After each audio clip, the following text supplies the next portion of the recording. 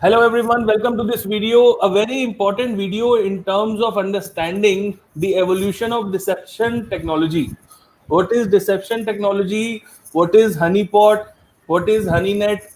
What is honey token? What is honeypot 2.0? What is a deception platform all about? So all these doubts and a lot more will be cleared in this particular, video that we are making live now. I have the industry expert, one of the, major subject matter experts, Akshay, with me. Akshay is a founder of a company called Anzen Technologies. Akshay, over to you. Yeah. Hi, Love. Thanks for having me. Like you said, an interesting topic and emerging technology in terms of cybersecurity is deception technology. Here to talk a little bit about this. A lot of confusion. I mean, people still have regarding deception technology and how it works. So the predecessor of uh, deception technology was honeypot.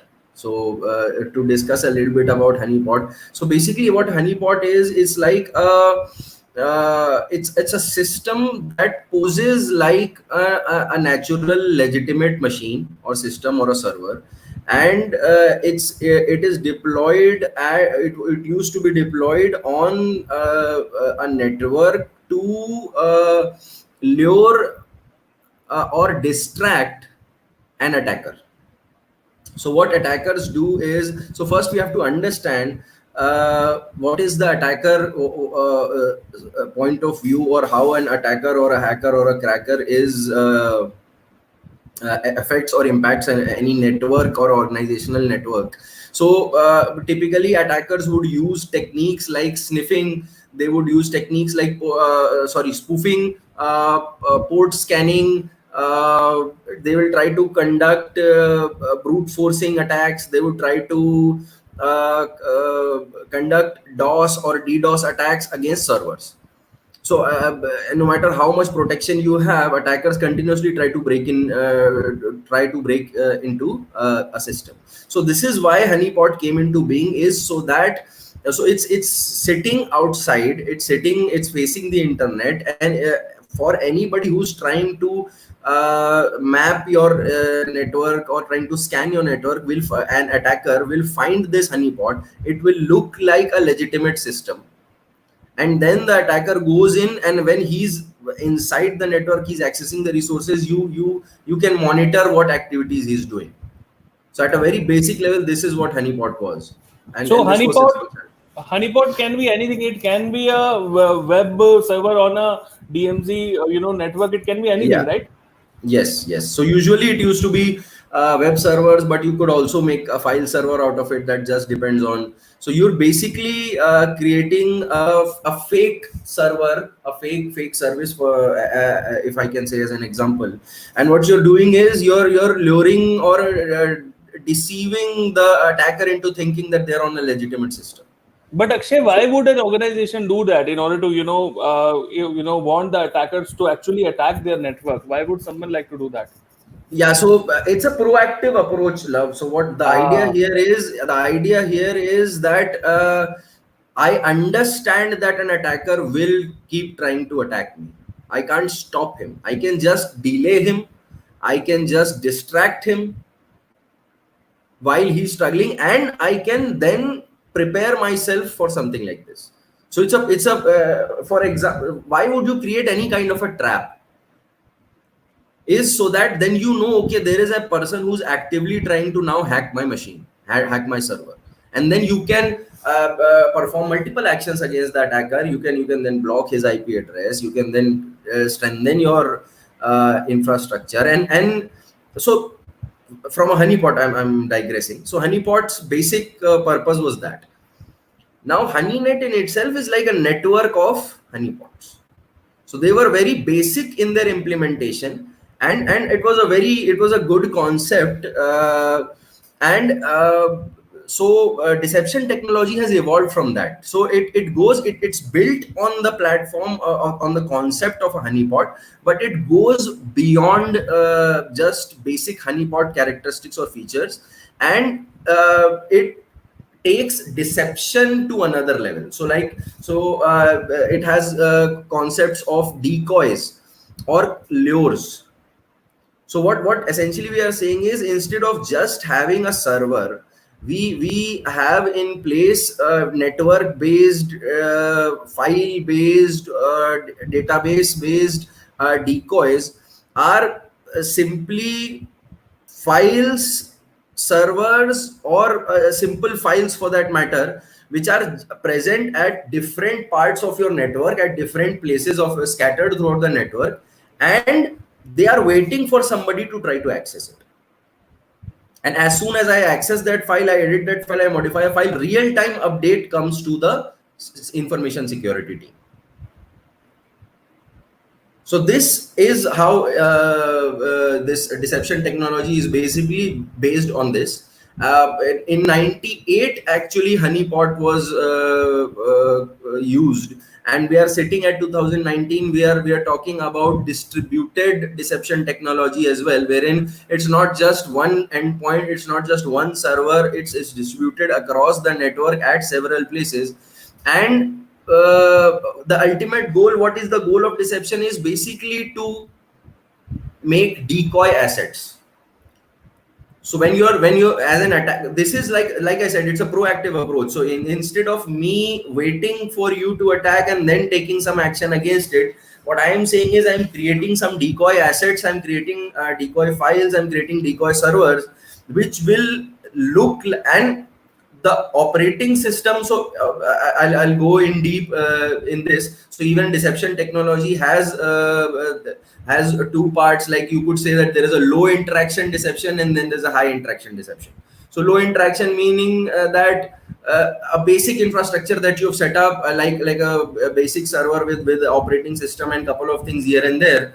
And but the problem is that attackers have become smarter by the day. So recognizing a low interaction deception is easier, because in the sense that if I know that you would know how a production server will look like.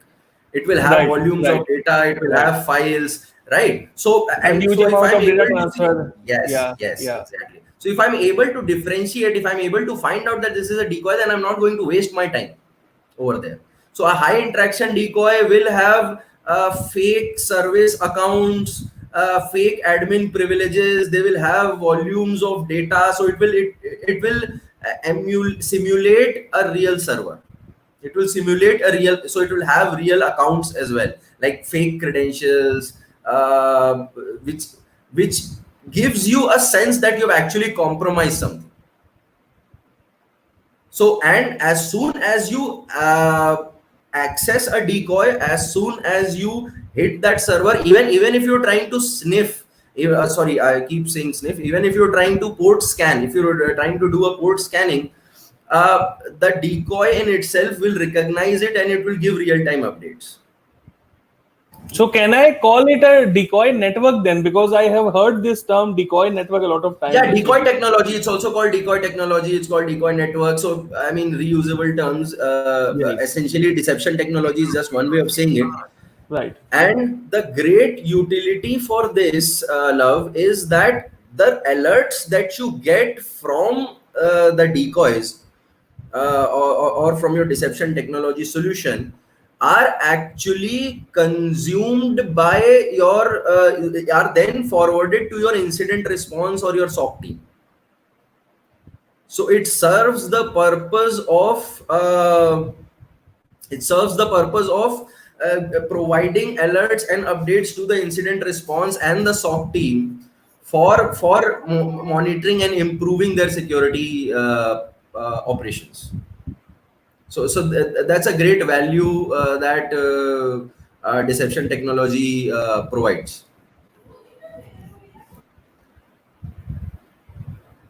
Right. So first, the idea of what are the how would, if you ask me, how would an architecture look like of a decoy technology? So basically what you're saying is you will have a common interface, a common gateway, and based on the kind of activity that the user is doing, they would typically either get a normal access, or they would be redirected to a deceptive system.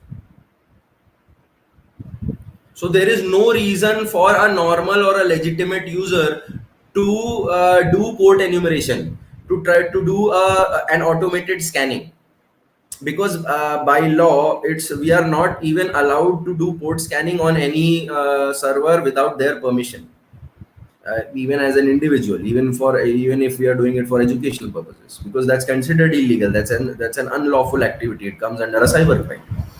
So that way, so in the way in which you are accessing a particular server, the kind of activity you're doing defines whether you're going to get an access to a normal system, normal access, normal resource, or you're going to be redirected to a decoy or a deception technology or a deception system or a decoy system for that matter. So that is important. Then, like I said, what is a decoy? Decoy is essentially a file which is there, which is present on it may be present as a part of a network, on a share, on a machine. It can be network based decoy, it can be file based decoy, and it's just there. And then there is a central server which is basically managing all these decoys. And through the server, what you can do is you can check in real time. You can check whether a decoy was actually, whether somebody is actually engaged with a decoy. That's the right word to use. Whether an attacker has actually engaged with a decoy. So, if let's say there is a hacker, Akshay, now I am trying to portray from a hacker's mind. Now I am trying to understand this. A hacker would easily understand this is a honeypot, honeynet, things like that. So why would a hacker go into that trap initially then?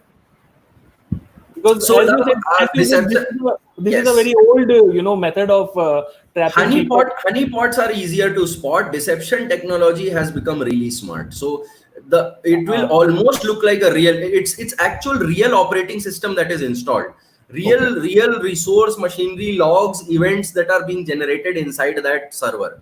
So even if you and I were to log in, we would almost be convinced that this is a real server. Okay. Or this is a real asset.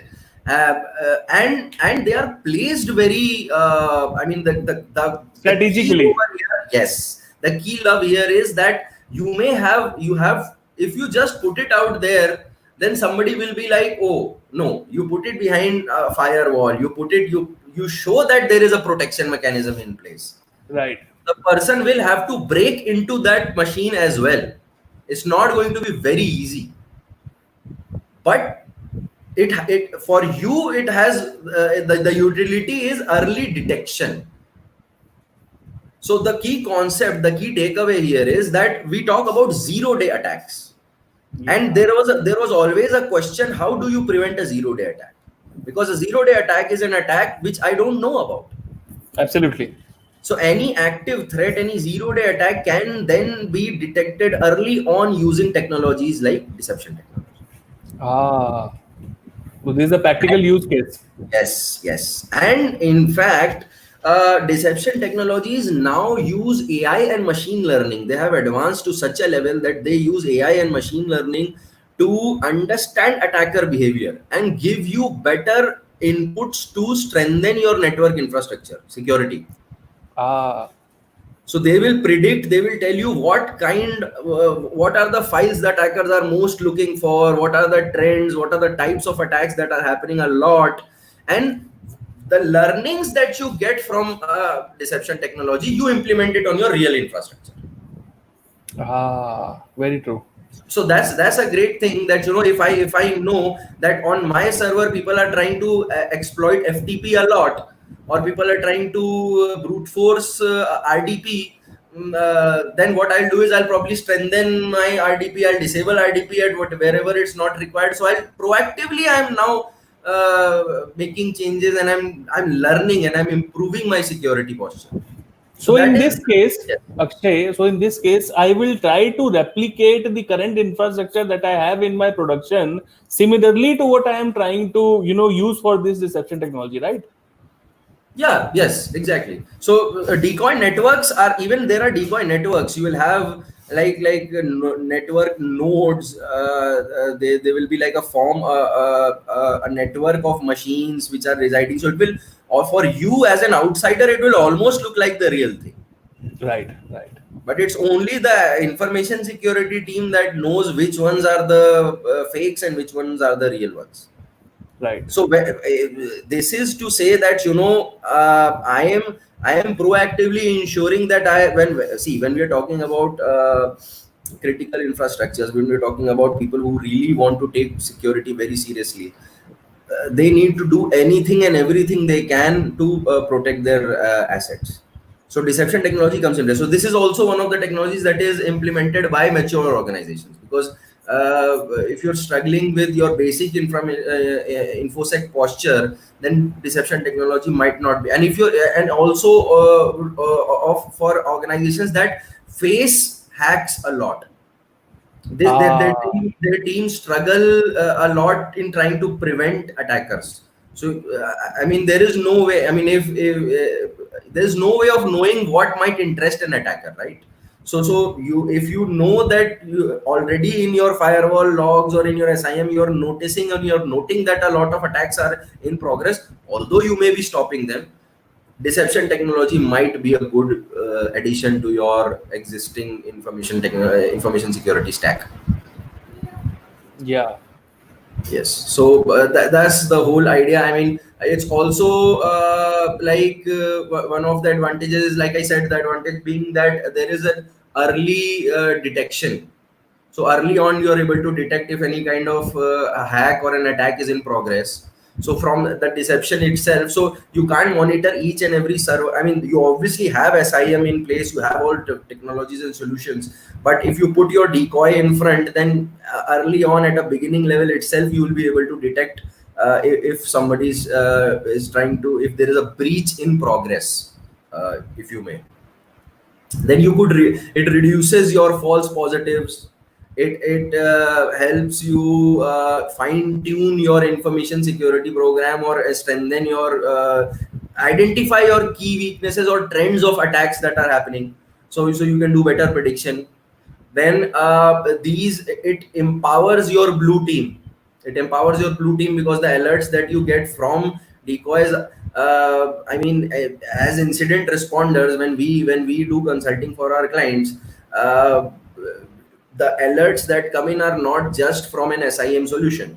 The alerts that come in are also from DLP solutions. The alerts that come in are also from decoy technology. So, and you'll be surprised, Love, a huge amount of data gets captured by decoys. So yes, I mean, even a script kiddie having nmap at hand will just start an IP address and start running an nmap, right? So it's that simple, and hacks and attacks have become stronger, and hackers and attackers have become smarter, more knowledgeable. So we need to proactively protect our organization from these threats. So deception technology falls in that place.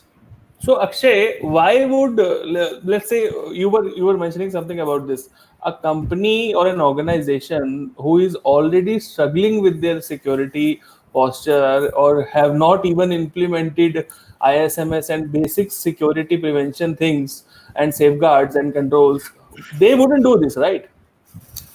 They should first start from the basics, is what I would say, because Yeah. to a lot of people this is more like a good to have something to show off in conferences. But like, I mean, so just to mention that, my organization is using deception technology, but what I would say is the whole point of you mentioning to somebody that you're using deception technology is that you're revealing that you're using that you're trying to. Yeah, so I mean, that's like that's the thing. But yes, I would suggest to any organization, so basically first make sure your basic checks, because most of the hacks and attacks happen, Love, because of insecure configurations. like unused accounts, unused services, insecure passwords. So first implement or ensure that your basic information security management program is robust, that you have firewalls in place, that you've done segmentation, that you've secured all the websites, your basic hygiene is there. And because even deception technology requires a thought process. You have to think, you have to sit. You can't just buy a solution and start working on it. You have to make a strategy, where which is the right place, which are the assets you want to protect most, and where are you strategically placing your decoys and lures. So yeah, so So that's it. now coming to a company who actually wants to implement this deception technology, what are the key things initially that they have to do? Just to architect, just to design the initial blueprint, what would be the steps that they have to think about? Do they have to be in touch with a consultant like you, or how does they have to initially begin? Yeah, no, so basically, yes, you need an expert advice always helps. I mean, as consultants, we help organizations in first understanding your need of honeypot, deception technology. Why would you need it? I mean, is it because you are facing a lot of I mean, what is the story behind this? So first understand that, then we sit with them, we try and understand the kinds of hacks and attacks that they are facing the most, because that is crucial now. If, some organization might continuously be facing DDoS attacks. I mean, it happens. I mean, we have done consulting for so many clients, and CISOs tell me, Akshay, almost every day somebody is trying to port scan my servers. Almost every day somebody is doing it. Some or the other guy is trying to create, either do DOS or try doing a port scan on my servers, and they log it. So the whole idea behind it should be analyzed. Then you need to make a strategy on whether you're going for network based decoys, file based decoys, or you're going are you centrally making like a deception at a central place, or you are having a distributed deception. What is your need? Because what is your budget, what is your need, how much and how would the alerts look like, how who will consume the alerts. See, what will you do if you've just put a deception technology in place, and then you're not making any sense or making any use out of that? If you're not consuming the alerts that it is raising, then it's not serving its purpose. So even your blue team or your security operations team should be able to understand an alert and then act upon it. So it's not just a purchase of a solution, it's also right what was my thought process, what am I going to do with it, and what happens after an alert, what happens after I get an alert. So those are the key things. Also, one thing which is striking my mind now, let's say I have created a deceptive network. Let's say I have created a decoy network. Let's say I have created a honeypot, honeynet. But somehow the provisioning is such that my own network is not properly protected and isolated between the, decepted as well as the production one. Then I will create more chaos, right? Exactly. And managing a deception technology is also not very simple. I Yeah, mean, I was about to say that. Yeah. yes, it's not. So that's why I said that you need to have a little bit of maturity in terms of information security, because it should not become a white elephant for you. It should not Yeah. be like you're stuck with that solution and now you've already put in the commercials, and then you're stuck with it and you're not utilizing it. So you have Right. to be prepared for something like that. And it's another form of management, then more alerts coming in. So Yeah. you need more I mean incident responders, because these are the people who act on these alerts. So you need a good incident response, incident management and incident response team and strategy as well. So once your incident response strategy is okay, because it should not happen that your guy is buried under the alerts, and you're getting, because initially you will get a lot of alerts. I mean, you have to fine tune and churn through all the alerts and things that you get, and that's how it's supposed to be. So you need to maybe have more people in the team, You need trainings for the people in deception technology, whichever platform you're going for, uh, things like that. Okay, okay. So I think one thing which is coming to my mind after listening to this deception technology, even I wasn't completely sure about this before we sat down half an hour before. So one thing is absolutely, as you mentioned, this is something that any company can boast about. This is something that they can show their clients that they are so much concerned about their data that they have created a separate network altogether just to make sure that their own network gets the privilege over the decepted one. So yeah, that is one clear thing I can understand from a strategic point of view.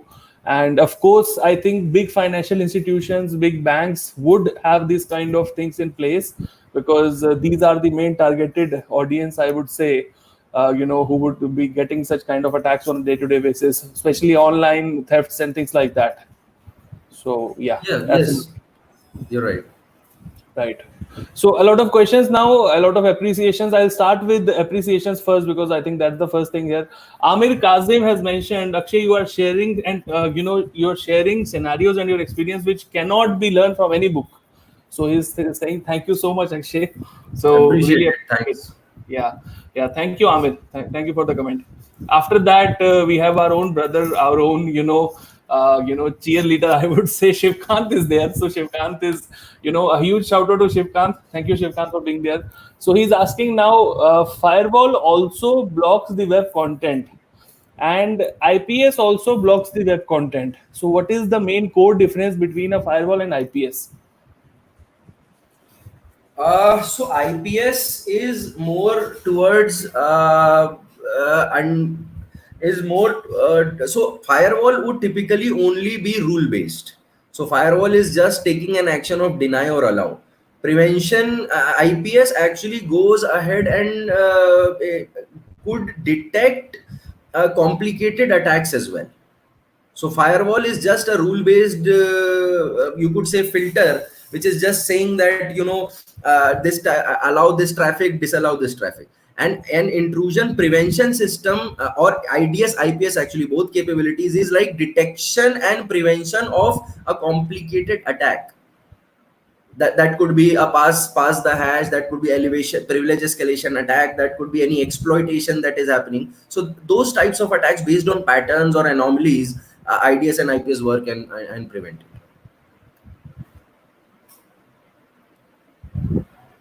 Okay, okay. I have a lot of people who are there on the live stream. Anyone else would like to ask any more questions? Because I think I'm running out of questions now. So, Akshay, by the time they ask any more questions, anything you would like to add, before concluding the video? Uh, if you want to know more, learn more, there are open source tools for deception technology that are out there. So there are still honeypots and honey nets are available, open source.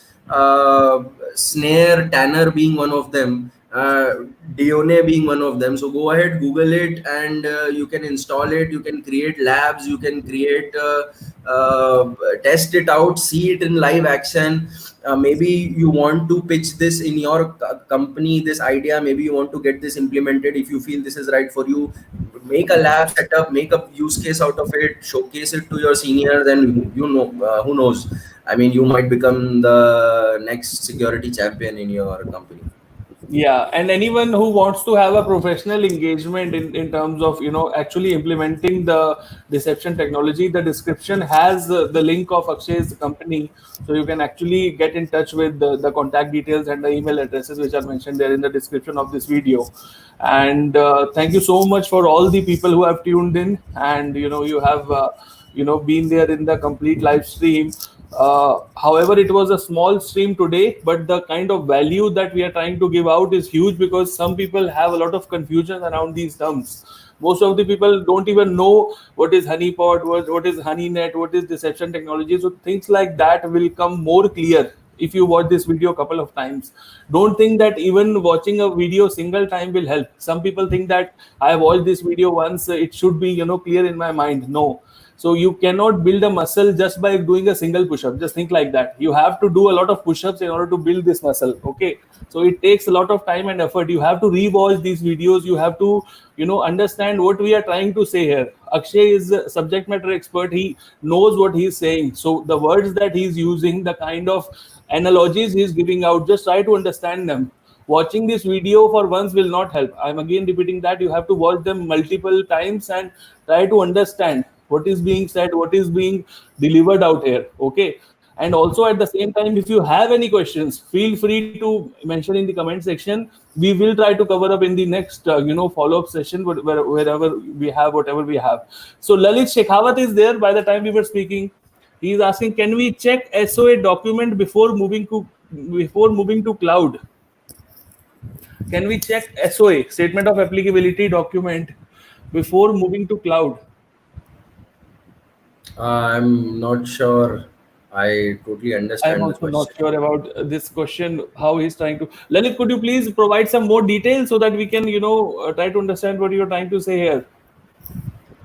What is the thing you're trying to do, man? What is it that you want to accomplish? Akshay, I was thinking by the time Lalit is responding, we should have a hotline number, right, where people can actually call us both, and actually it should ring, and it should actually. Like the one they used to show in superhero cartoons, yeah, like Yeah. like a like an emergency dial line. Yeah, like there should be a hotline number, where people can actually call and ask us questions. So Mubashir, we are here. If you want to ask any questions, you can shoot, man. We are here. Mubashir Hassan is asking, he wants to know something. So go for it. We are here. Don't worry. So yeah, if we will have a hotline number, or just a dedicated number which we can open for just when we are doing this live stream, and despite of mentioning our names, if we put that hotline number down the line, people can actually call us, and we will bridge that number between us. We'll actually put it on speakerphone so that we both can know what people are asking. That's actually a really good idea. That's I actually a was really just good idea. thinking today while I was, moving on the surface above me, that. So, I was Yeah, just walking. we'll just have to check the feasibility of it. So maybe we can do it like a couple of times and see how it goes. I'm not sure how comfortable we would be, and how comfortable even the people are going to be. People But would be happy. it's I think something we can test. Yeah. yeah, people would be happy, because I think they are more, in a discussive format, in a discussion format. People will actually try to be more, one-on-one interaction will be there. So they will like that thing. Yeah, just something I was thinking about.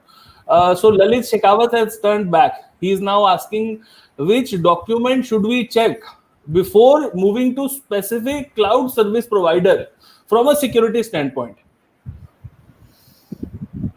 Which document should you check before moving to a cloud service provider? There's no document, man. I mean, maybe you can ask them for a security certificate. I think You Akshay, can, yeah. we did cover this in the SOC video, right? I think SOC 1, SOC 2, these kind of certifications, somebody you should check, Yeah, right? that's what I was saying. So you could I mean, you could look at their SOC 3 report probably, Yeah, and check, and all of them have specific dedicated pages on their websites about security as well. So what you could do is, so first you need to, from just a security perspective, you first need to make sure of what security offerings. I mean, how are they implementing security? Are they implementing multi-factor authentication? Are they segregating one instance from the other? How are they implementing the brokerage mechanism? So all of these things have to be factored in. But document specifically, I could say maybe the SOC 3 report could be a good reference document. again, I would like to add a couple of more things here. It again depends upon Lalit's, your organization's goal and the service that you are trying to launch on the cloud. For example, if you are a healthcare organization, you would need to have a HIPAA compliance. The cloud provider has to have HIPAA certified, compliance. Otherwise, it will be of no use to you to go to that service provider, because all your data will be stored there, right? So think about that. Also, similarly, if you are an investment bank, they should have PCI DSS compliance. Okay, so these are the things you should look out for. The things that I personally look out for are ISO 27001 certification. Absolutely, because I am fond of that. So this is the first certificate that I asked them. And secondly, as Akshay rightly mentioned, SOC reports are something that you should go for. You should check them thoroughly. You should check their assessment reports also. You know, the last audit reports and things like that. You have the right to ask them. They will produce those reports to you. You should ask what were the non-conformities and things like that. You can discuss with them. They will be open enough. They'll show you. Okay. Yeah, at an So organizational level, it becomes, it's a stronger pull. So if they're trying to get your business, they will definitely show you. But yeah, yeah. at a consumer level, we usually No, no. Yeah. they might not furnish all reports to us. But yes, No. because that's a big engagement at an Yes. organizational level. The cloud deployments happen at a very that's a big engagement. So everybody Yes. is trying to get your business, and for that they will share any information, as much Yes. information They as do. They possible. do. and Yeah. and if somebody is so unwilling to share that information with you, that should say something about them. Yeah, So I was about I to say mean, that. If somebody is yeah, hiding their reports, they're hiding their policies, they're hiding their, that means, yeah, that yeah, means they're wary of something. So I yeah. mean, you will already get your answer who not to go for. Also, there are tier 3 and tier 4 types of data centers which will give you a lot of cost here and there. For example, tier 3 will cost you less, tier 4 will cost you more. But just try to be cautious about what is being offered in reality. What are the SLAs they are offering? What are the terms and conditions they are offering? What are the support environments do they have? Are they giving you 24/7 support? Are they giving you some other types of support? So you have to look into all these nitty-gritties, Lalit. So these are all the things. So Lalit is happy now. He is giving a smiley face. He is saying thanks. So yes, these are the third-party attestations. Before actually taking a service from a cloud service provider. You are right there, Lalit. Still, I can see a lot of people on the stream. Any other questions? Feel free to shoot till the time I'm just saying something or the other. Akshay. So thank you so much for this. Okay, Sachin Vetal is there. So Sachin Vetal is asking, just to add here, you can also ask policies from the cloud service providers. Yes, that's what we mentioned. Sachin, you can ask security policies from them. You can actually ask whatever you want to know from them, and they should produce those documents. Right? Very well said. That. Thank you. So this is all, I think, a great session. We were not thinking it to go beyond this, but yeah, since a lot of questions were there, so huge engagement. It's good. Yes, and any doubt, anything specific, if you want to know more about deception technology, just put it in the comments. I mean, it goes beyond. I mean, there are a lot of other definitions. I tried to keep it simple. There's static deception, there's dynamic deception. So a lot of something to read, something to know more about. But yes, this was kind of an intro to deception technology for everybody who didn't know about it. Akshay, since we have the people here, I just wanted to discuss one thing with you. Like, for example, a lot of layoffs are happening these days. Like tourism industry losing jobs, a lot of aviation industry is losing jobs. A lot of people are there's a lot of layoff which is happening. So when people actually they lose their jobs, what is the thing that they should look for? So this is something that I was curious about, because since I'm kind of very common between people, so I get a lot of calls and people ask me, what is the first thing they should do? All the people who are losing their jobs. So I'm sorry that I'm putting this question here in this video, but I think this is a need of the hour. So I think we should throw some light on this. Well, one thing, love, is that it's. I mean, mishappenings do occur, and should somebody go through the an ordeal like losing their jobs, so what you need to do probably is you need to analyze the next kind of job that you want, and so you have to understand and analyze the reason for which the layoff happened. I mean, in the sense that, was it because of downsizing? Was it because, so the reason could be n number of them. And then you have to just prepare yourself and start taking giving interviews from here. The key point to know is that you have to identify whether you need a skill upgrade or not, because the expectations from the recruiters are a lot. these days, and fairly, because it's a competitive world. It's a competition. It's a job that you have to snatch, before somebody else grabs it. So the more skilled you are, so pick an area, pick a domain which is of interest to you, get really good at it, nail the concepts down, become really skilled at it. Try to get some practical aspect of it, even if you don't know. So a couple of people ask me that, I don't have an experience, will I be able to excel in this field? Very well, why not? Very much so. It's just that you need an opening, you need an entry. So try to create an entry in an organization, land with the kind of job that you have, identify which what you like, what you might become good at. So look around, get trained, get skilled, learn, keep learning continuously, and don't give up. I guess this could be, this would be my Yes. advice. Yes, and Akshay, just to help people understand, if there is a real skill difference, how can they actually understand that thing? So let's say you are going for job interviews, right? You are actually going for job interviews, and you are trying to, let's say you have gone to 5 interviews, and you are not even able to clear one of them. Okay, not because you were not able to know or understand what the interviewer was saying. I mean, there was a difference in between your answers and what they were asking, right? If it keeps on happening recursively, then it means there's a short skill gap.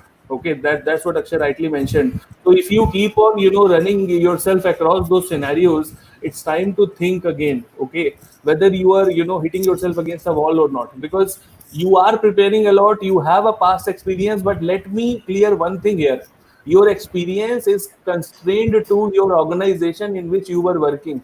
The experience is not global experience that you have.